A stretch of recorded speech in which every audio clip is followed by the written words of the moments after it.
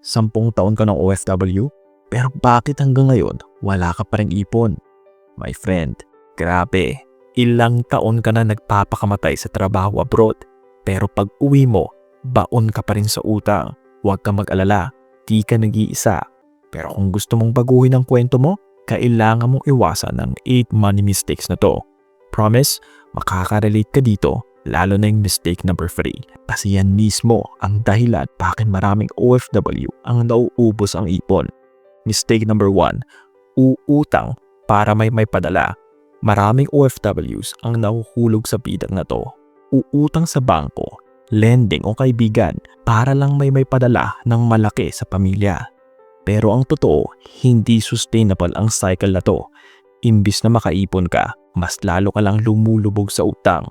Oo, masarap sa feeling na napapasaya mo sila, pero kung ang pambayad ay galing sa future self mo, kawawa ka rin sa huli. Kwento nga ng nanay ko nung nurse pa siya sa Riyadh. May kabayan siya roon, hindi makatanggi sa mga hiling ng kanyang unika iha. Ma, may bagong iPhone na. Padala ka naman ng 50k. 2 years ko nagamit to. Upgrade time na. Okay na, ipapadala ko next week.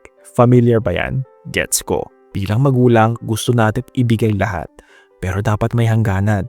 Dahil si kabayan, baon na pala sa utang ng halos kalahating milyon. Panayang overtime para lang pambayad sa credit card. Ang solusyon, learn to say, hindi muna. Mas mabuting magpadala ng sapat ayon sa budget kaysa magpanggap na big time. Tandaan, mas gusto ng pamilya mo na healthy ka at may ipon ka kaysa baon ka sa utang. At kung iniisip mo ang solusyon ay pumili agad ng bahay para secured ka na. Teka lang, mistake number 2 yan at madalas ding ikinababaon ng maraming OFW. Mistake number 2, house and lot na hindi kayang panindigan. Siyempre, pangarap ng halos lahat ng OFW ang magkaroon ng sariling tahanan.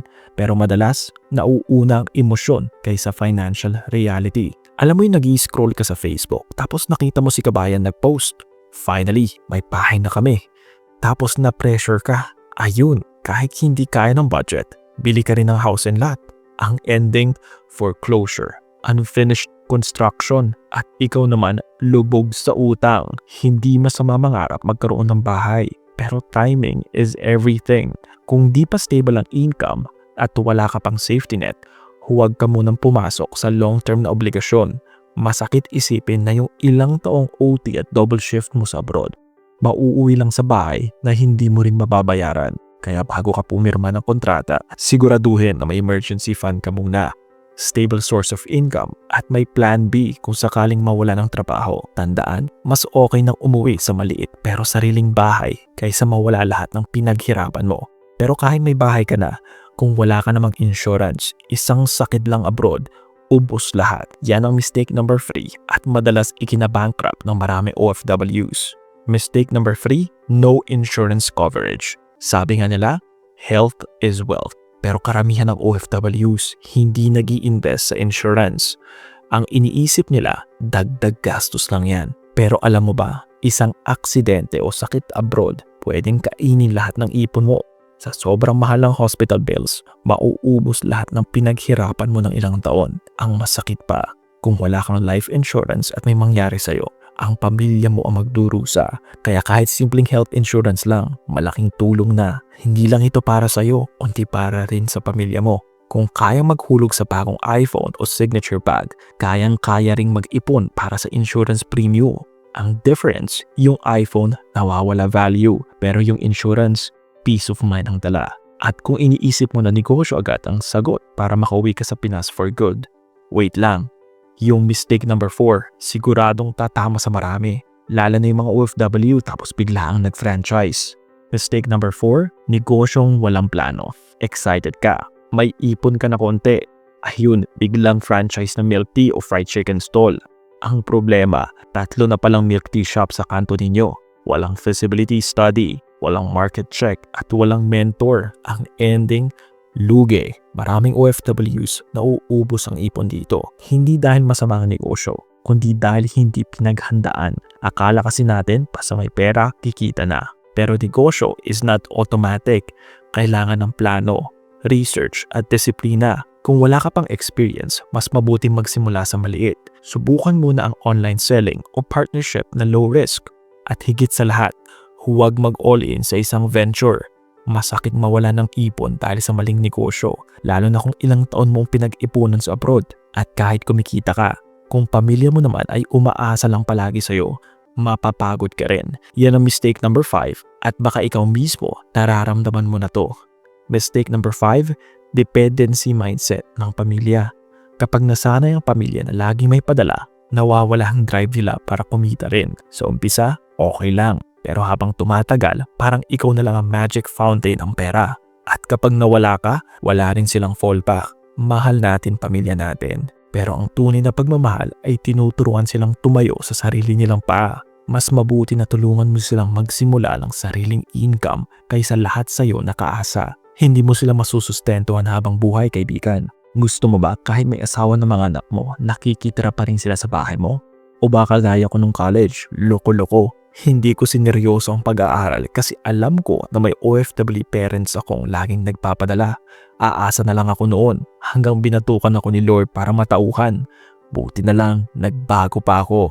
Kaya sana, mga magulang na OFWs, alam na mga anak ninyo ang hirap nyo abroad. Ang gawin nyo, mag-set ng clear boundaries. Sabihin mo, hanggang ganitong halaga lang monthly, pero tutulungan ko kayong magnegosyo o mag-aral. Masakit sa umpisa, pero sa huli, ikaw at sila ang makikinabang. At kung wala kang boundaries, siguradong mapupunta ka sa mistake number 6. Lahat ng hiling ng pamilya, wish granted kahit wala nang natitira sa'yo. Mistake number 6, no boundaries sa padala. Kuya, kailangan ko ng laptop. Ate, gusto ko ng motor. Ma, kailangan ng bagong ref. Lahat ng request, wish granted. Ikaw tuloy parang genie sa abroad. Pero ang hindi alam ng pamilya mo, ubos na ang ipon mo. Hindi masama magbigay, pero kailangan may hangganan. Set a fixed monthly budget for remittance and stick to it. Kung may extra man, dapat galing yan sa sobra, hindi sa utang. Kung hindi ka maglalagay ng boundaries, ikaw mismo ang mauubusan. Tandaan, ikaw ang nagbabanat ng buto abroad. Karapatan mong magtabi para sa sarili at future mo. Mahal mo pamilya mo. Pero mas mamahalin ka nila kapag pinakita mong marunong ka mag-manage ng pera. Kapag dumating ang oras na kailangan mo sila, mas handa silang tumulong. Kung naiisip mong i-level up ang lifestyle mo para makipagsabayan, ingat. Mistake number 7 talks about inggit mentality at baka dito ka madapa. Mistake number 7, inggit mentality. Uy, si kabayan, may bagong iPhone 16 Pro Max. Ako rin dapat meron. Kaya kahit installment, kahit utang, push pa rin. Ito ang inggit mentality. Spending money you don't have para lang makasabay sa iba. Hindi mo alam baka yung pinagkakainggitan mo paon din sa utang. Kaya huwag mong gawing sukatan ang social media posts ng iba. Mas okay lang na low-key pero may ibon kaysa flashy pero empty ang bank account. Kung gusto mo talagang gumastos, gawin mong reward system.